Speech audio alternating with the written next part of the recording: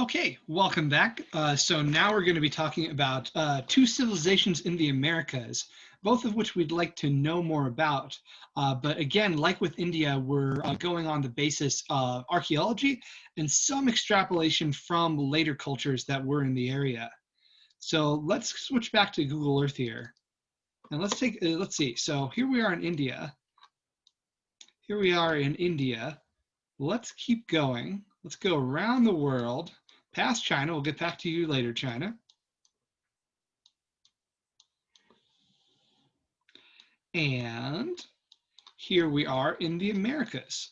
So I'm going to talk about two civilizations today. I'm going to talk about the later one first. So the later one is the Olmecs. The Olmecs appear in the area of the Gulf of Mexico around here. So right around here especially was the heart of Olmec territory. And they are basically the first of what are known as the Mesoamerican civilizations, the civilizations that live kind of in the middle of the Americas in this whole region here. Now, of course, there weren't always people in the Americas, but so how did they get there? Well, it seems that, and you may have heard this before, they came down the Bering Strait from the area of what's now Russia through Alaska, through North America, and migrated down. So even before we get to the Olmecs, there had already been quite a lot of civilization in terms of people moving around in groups, maybe not, maybe as hunter-gatherers, maybe not people who were building cities and left records, but they had spread across all the Americas as hunter-gatherers by the time that we got to the Olmecs, and following a path all the way from Africa originally up through Europe and Asia, spreading out, and then finally through the bridge here. Now, there's no bridge here today. This area of the Bering Strait was originally all land. Well, it was originally land because the water level was lower down, because the water was captured in glaciers. So glaciers were there, the water level's lower, tends to be, the oceans tend to be further away. And so you can kind of see on the map here how, this part is shallower than the rest. So when there was less ocean, it dried up and you basically had land connecting this whole pathway here. And that's how the people got to the Americas. Okay, let's switch over to the PowerPoint here and continue that train of thought. All right, so going back to the PowerPoint here. Yeah, this is about what the land would have looked like. I have basically solid land through all here. Now, bear in mind, there were glaciers in the area, so it's tricky to know when exactly people were able to get down all the way through the Americas, but it seems like there must have been a path.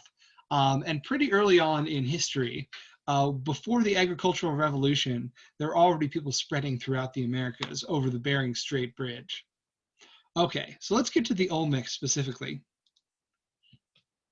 So the Olmecs, or the Olmec civilization, we don't really know what they called themselves. Olmec is a name a later people in the same general region had for them, the Aztecs, who were kind of descended from them. The Aztecs referred to this earlier civilization as the people who made rubber, or the rubber people, and this would be the word Olmec. And so the Olmecs, they knew how to tap trees to get a kind of substance from them called rubber. Didn't necessarily have rubber production on our scale, but we're working kind of with the material in the trees there. The descendants of the Olmecs would go on to be the Aztecs and the Maya. And again, river valleys are important. Here we have three or four different rivers along here where all these settlements were made. Now, what can we say about the Olmecs? Again, we don't really have the writing. I don't think that they had writing as far as we can recognize, but we do have their artifacts, their archaeology. So we can get a sense of this culture and what they're all about from a combination of archaeology and thinking about what we know about later people like the Aztecs. For instance, the Olmecs loved to build giant stone heads. We think they were giant stone heads of the kings,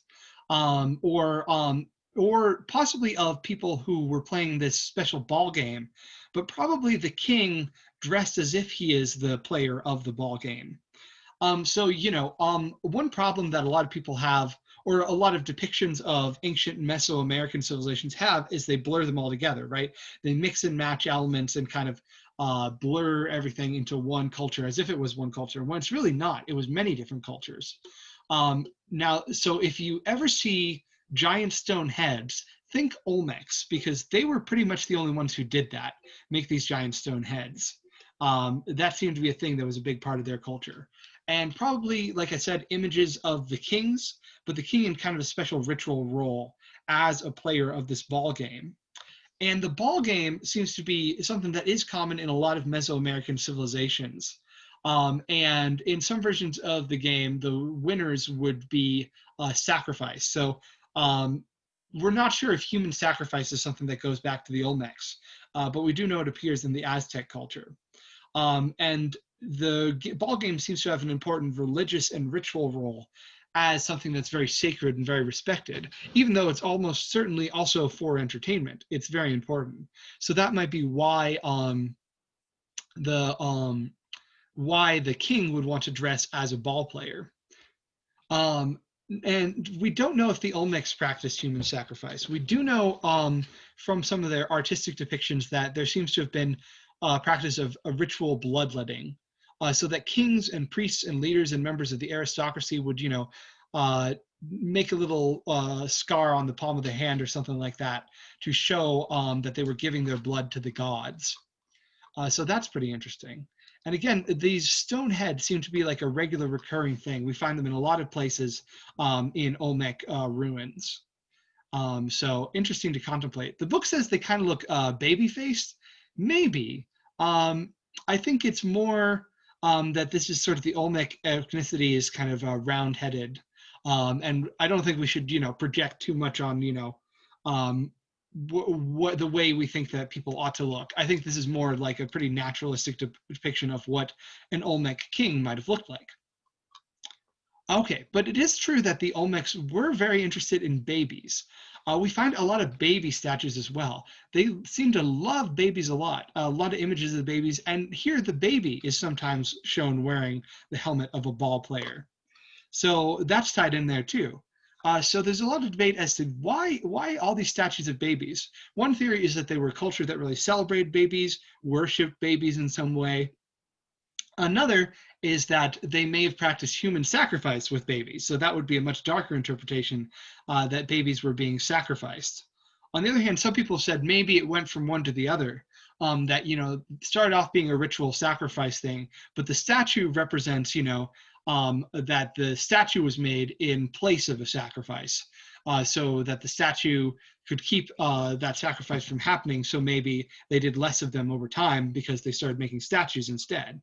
Lots of things to think about there. Another thing you see a lot in their statues is jaguars. There's a kind of recurring idea, it seems like, in the art of someone who can transform between human and jaguar, that the jaguar is a very powerful creature and a symbol of power. And sometimes the jaguars or were-jaguars are even babies. This one appears to be like a baby who also has the power of the jaguar. So that's pretty cool. Another thing you see a lot in Olmec civilization is stone masks, especially made out of jade, very pretty mineral, and something that recurs throughout their art are these jade masks. Jade is also something you see in China a lot, which is interesting.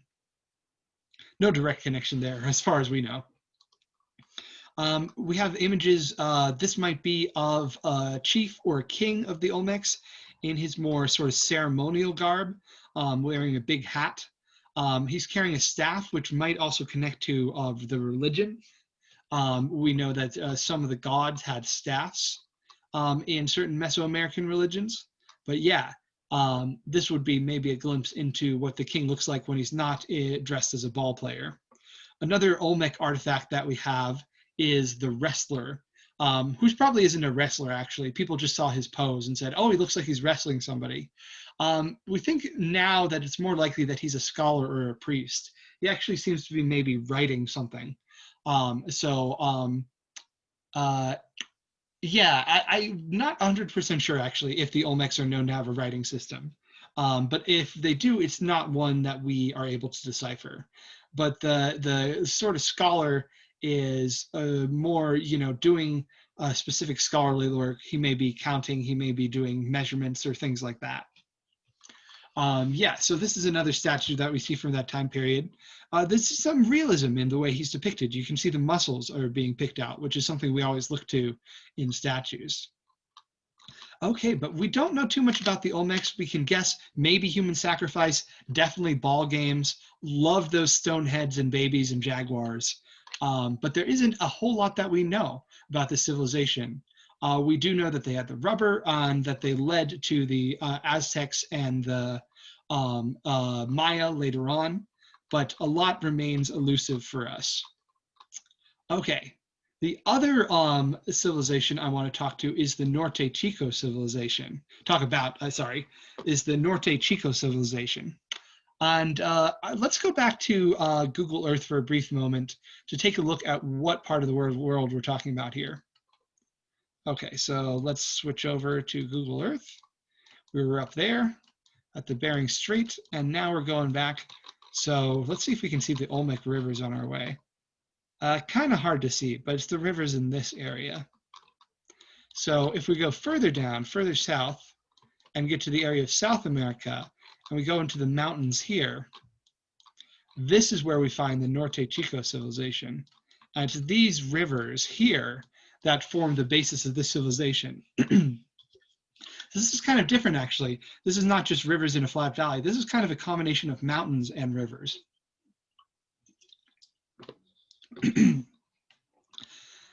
So this civilization is kind of the mountains and even the coast and the rivers all together. And this is the area today of Peru and Chile. And so this civilization kind of gave rise to that culture. And they are sometimes known as the Peruvian culture. So let's switch back to them here. Also known as the Andean civilization, because this is the Andes Mountains we're talking about, or the Chavan civilization, which is another one of the major locations that they were found. Norte Chico being one, Chavan being another. So they have a lot of names. And we have the remnants of their civilization, though.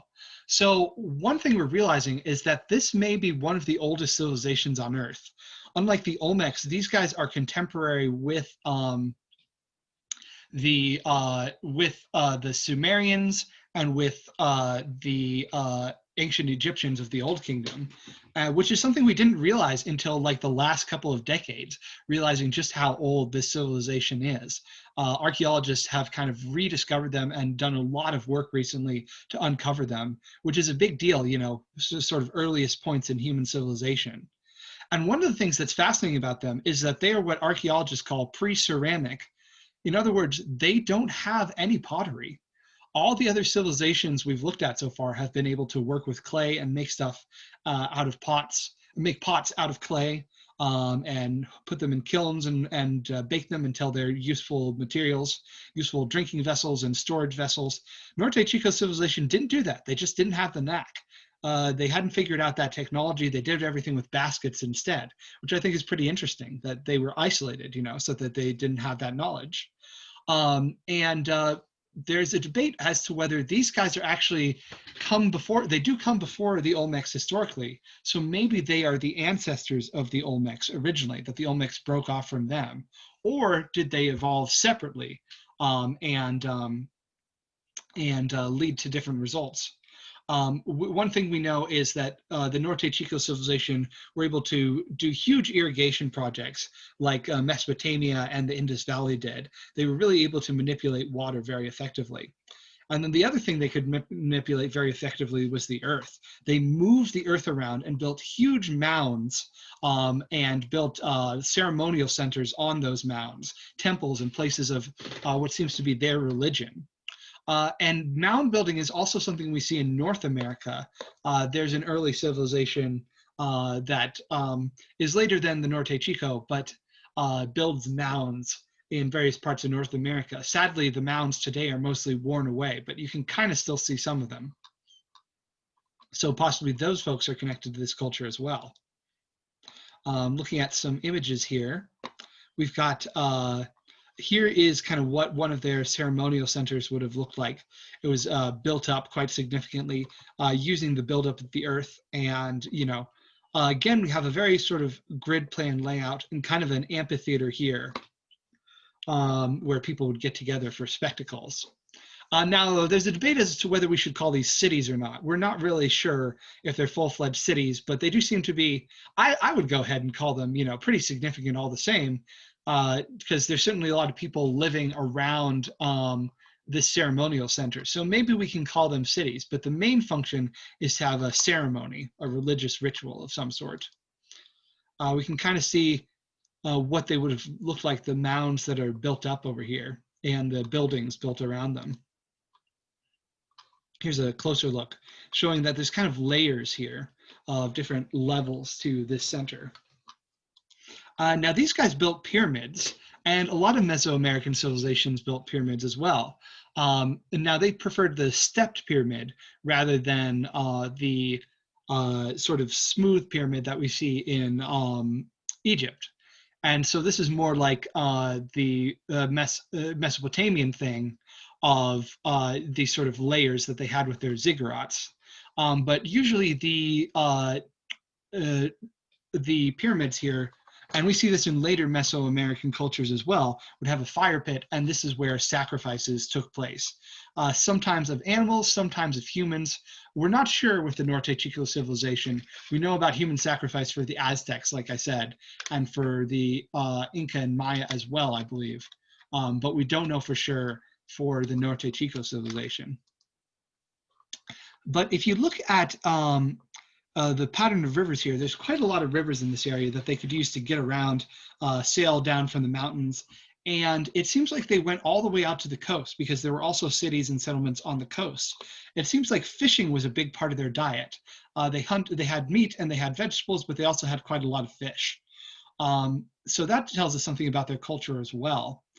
Some people have even said they were more a fishing culture than they were city dwelling or mountain dwelling culture, but that's kind of up for debate. Some of the artifacts we found are bone flutes, so we know that they played music, so that's pretty cool. And another thing that makes their culture very unique and distinct is the practice of quipu. And so quipu is this pattern of making knots in ropes kind of on a string here. And it seems like they actually use these knots to make records. They could keep track of, who had what animals and, who was growing what food. And in the palaces, they would keep track of this in great detail. In the sort of centers of the city and whatnot, they would have these records of what everybody was doing agriculturally. So the big debate on quipu is, was it just a form of counting, like an abacus, a way of measuring these numbers? Or was it actually a writing system?